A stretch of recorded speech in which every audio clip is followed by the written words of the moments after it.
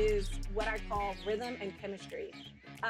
Rhythm can mean anything depending on what position you play. I play quarterback. So, rhythm for me is making sure I understand how my receivers are running routes, where they're going to be, reading defenses, having chemistry with my O line.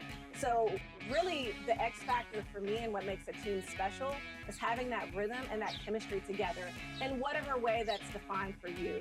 So that's what I think is the X factor. The X factor in making the team work well together has to be the bond, I feel. It's very important that, when we play football, football is such an intense sport. You give and you exert all of your energy on the field, mentally and physically. And so in doing that, you can get, very passionate and emotional, and you can have hard times.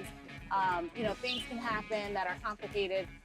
But when you have that bond with each other, you're able to overcome. You're able to work even that much harder for each other. So I feel the X factor is playing with togetherness.